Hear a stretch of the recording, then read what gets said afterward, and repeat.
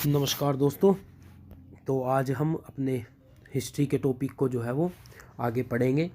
तो आज हम जो इसमें पढ़ने वाले हैं वो क्या पढ़ने वाले हैं, वो एक वंश आया था यहाँ पे हरियाणा में। नाम क्या था जिसका? पुष्यभूति वंश। इस वंश का नाम क्या था जी? पुष्यभूति वंश जो है इस वंश का नाम था। और इसको जो है वर्धन वंश के नाम से भी जानते हैं। वर्धन वंश के नाम से भी इसको हम जानते हैं। अच्छा, इसका अगर मैं बात कर लेता हूँ कि संस्थापक कौन रहा है। पुष्यभूति वंश का जो संस्थापक रहा है वो रहा है जी पुष्यभूति। कौन रहा है इस वंश का संस्थापक? पुष्यभूति। और इसने स्थानेश्वर का शिव मंदिर बनवाया था। स्थानेश्वर का क्या बनवाया था इसने? शिव मंदिर बनवाया था। और जिसका जीर्णोद्धार या फिर आप बोल सकते हो पुनः निर्माण किसने कराया था? सदाशिव राव ने। सदाशिव राव ने इसका दोबारा से पुनः निर्माण करवाया था शिव मंदिर का। ये बात आपको याद रखनी है, ठीक है। उसके बाद इसमें ही आगे जा करके आपको पुष्यभूति वंश में एक राजा मिलेगा, आपको पता भी होगा। नाम है जिसका हर्षवर्धन। क्या नाम है इसका? हर्षवर्धन जो है वो राजा था। इसने एक अभिलेख लिखवाया। इसने एक अभिलेख लिखवाया था। और उसको हम क्या बोलते हैं? कौन सा अभिलेख लिखवाया था इसने? बांसखेड़ा अभिलेख। बांसखेड़ा अभिलेख जो कहाँ से मिला है? यूपी से मिला है। और इस अभिलेख में हमको पूर्णतः जानकारी मिली है कि ये किस तरीके का वंश था, कहाँ से चला और आगे जो है इसमें क्या कुछ हुआ था, ठीक है। बांसखेड़ा अभिलेख यूपी से ये मिला है, ठीक है जी। इसमें जानकारी ये मिली है कि इसमें सबसे पहला जो राजा था वो क्या था जी? नरवर्धन था। वो नरवर्धन राजा था। इसकी जो शादी हुई वो हुई थी जी वर्जनी से। वर्जनी से इसकी शादी होती है। इनका फिर पुत्र होता है जी राज्यवर्धन। राज्यवर्धन जो है इनका पुत्र होता है। एक राज्यवर्धन आपको आगे भी मिलेगा, आप इसको लिख सकते हो राज्यवर्धन फर्स्ट, ठीक है। और इसकी जो शादी होती है वो होती है जी अप्सरा से। अप्सरा इसकी पत्नी का नाम था, ठीक है। नरवर्धन, नरवर्धन का आगे बेटा हुआ राज्यवर्धन, जिसकी जो है वो शादी हुई थी अप्सरा से।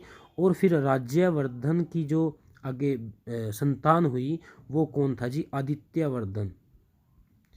आदित्यवर्धन। और इस वंश को आप वर्धन वंश भी बोलते हो। और इसकी जो शादी हुई थी वो हुई थी जी महासेन गुप्ता से।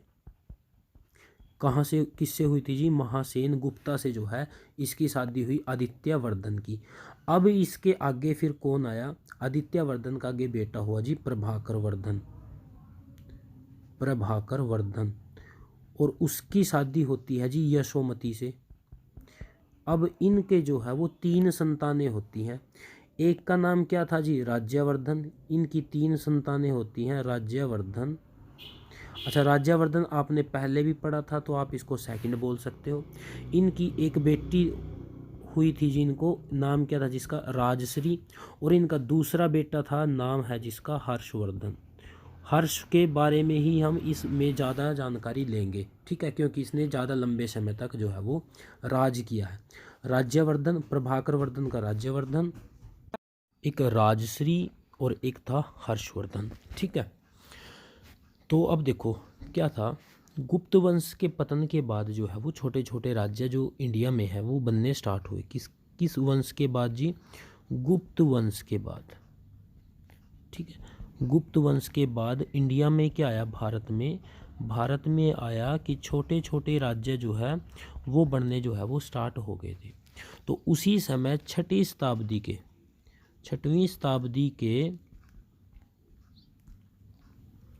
शताब्दी में क्या हुआ कि थानेश्वर, जिसको आज हम थानेश्वर बोलते हैं ना, उसका पहले नाम क्या था जी? स्थानेश्वर। स्थानेश्वर में एक जो है वो वंश उभरा, उदय हुआ उसका नाम क्या था जी? वर्धन वंश, जिसके बारे में अभी हम पढ़ रहे हैं, ठीक है। तो ये छठी शताब्दी की बात है, ये याद रखना है। तो छठी शताब्दी में वर्धन वंश, पुष्यभूति वंश जो है वो स्थानेश्वर स्थान पर जो है उसका उदय होता है, ठीक है। प्रभाकर वर्धन जो है वो राजा बना, जो है उसने, अगर मैं देखो इससे पहले भी राजा हुए थे परंतु जो मुख्य पहचान दिलाई किसको, वर्धन वंश को वो किसने दिलाई थी, ये पहचान दिलाई थी जी प्रभाकर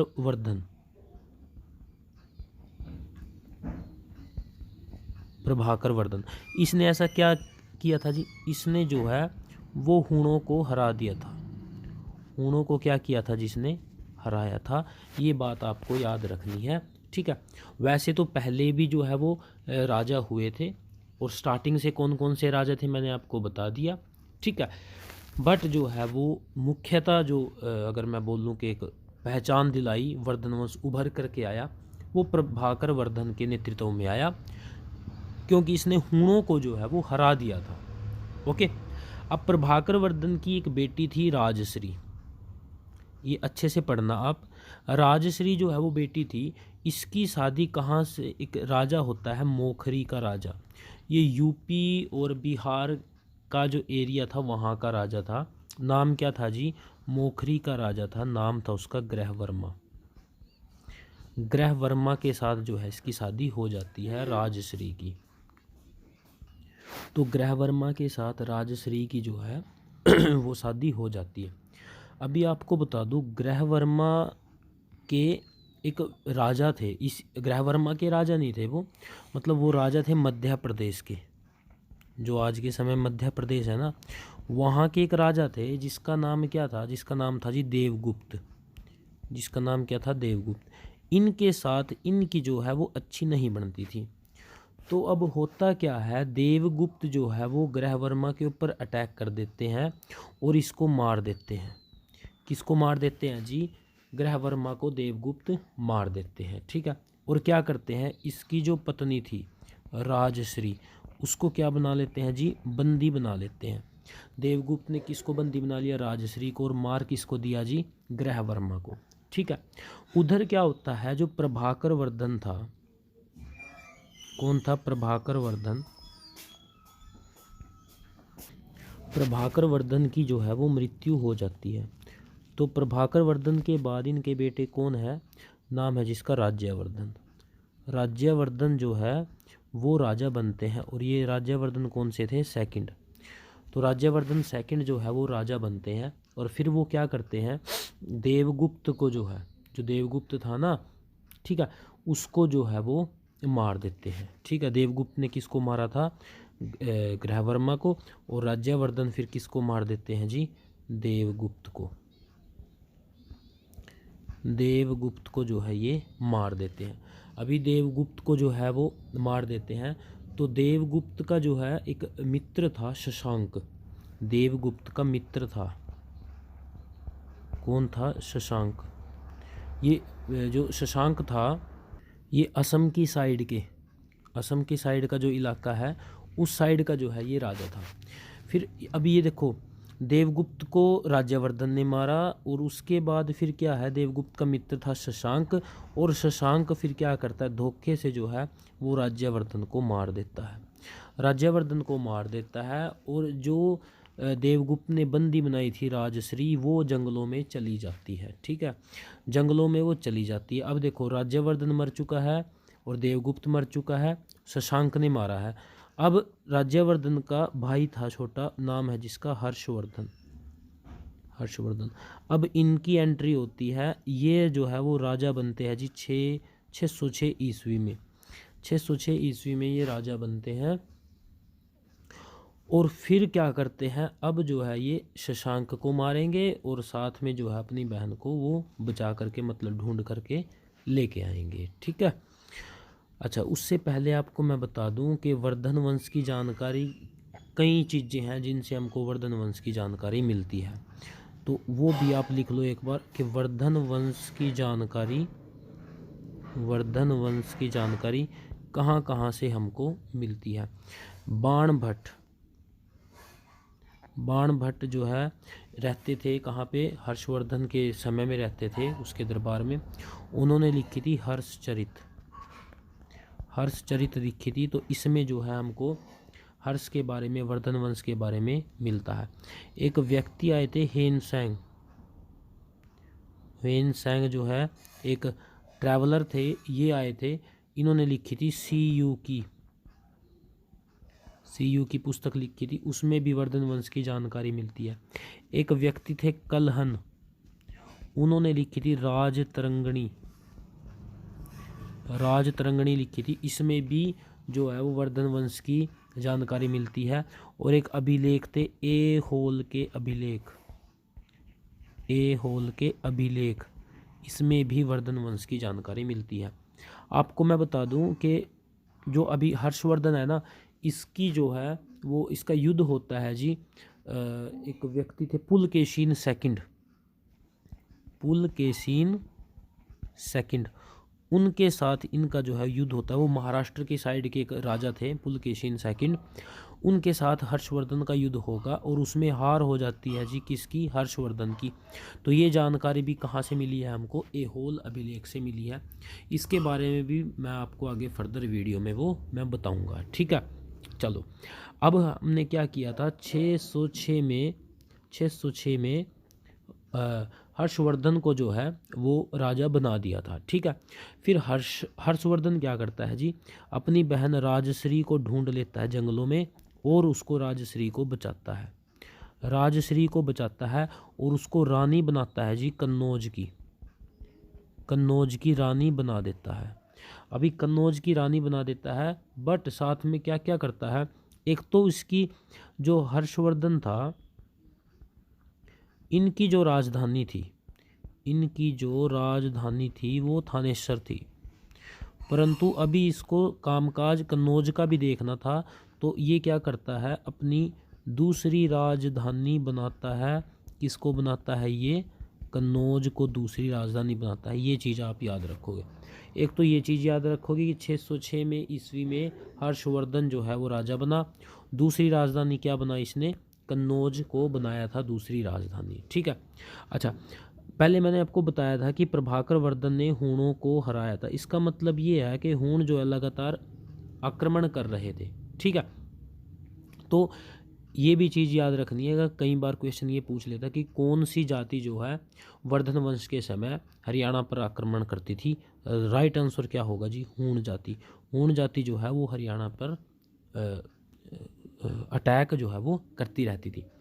इससे पहले मैंने आपको बताया था इसकी जानकारी कहाँ कहाँ से मिलती है। बाणभट्ट की हर्षचरित, हेनसेन की सीयू की, कलहन के राजतरंगिणी पुस्तक और एहोल अभिलेख से।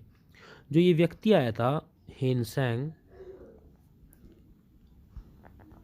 ये कब आया था?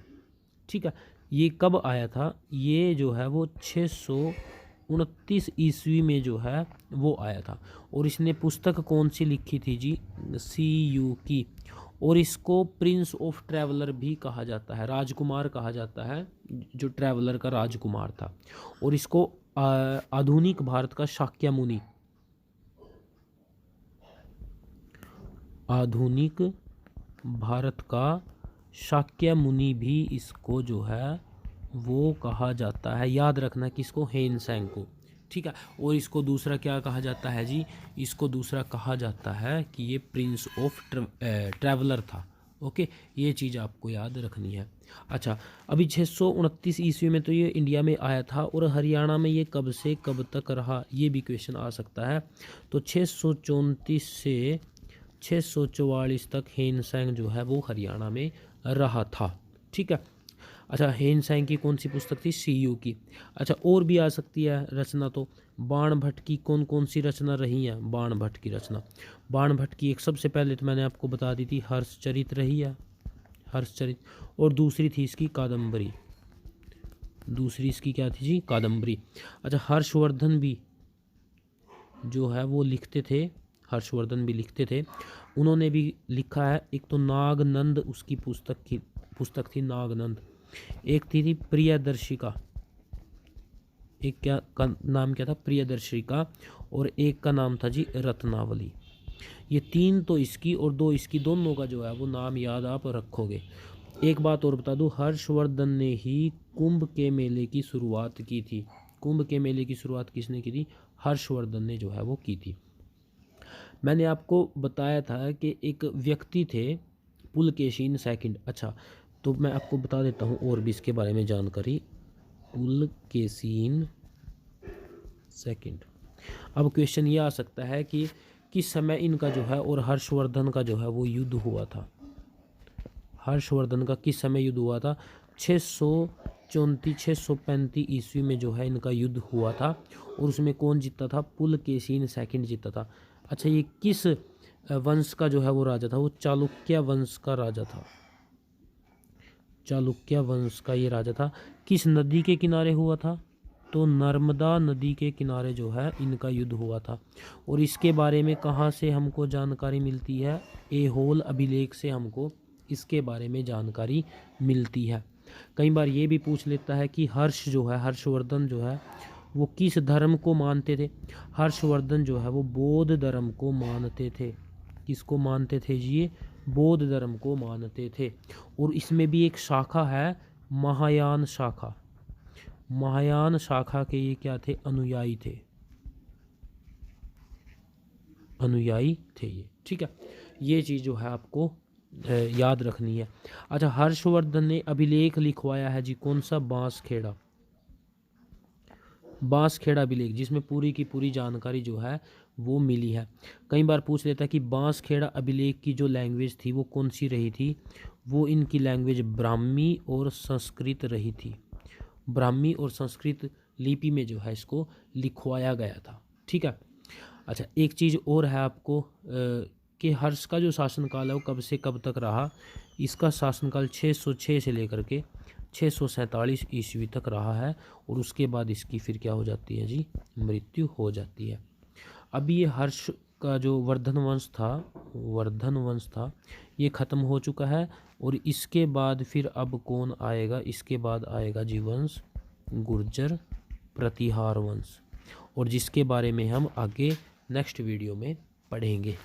Thank you.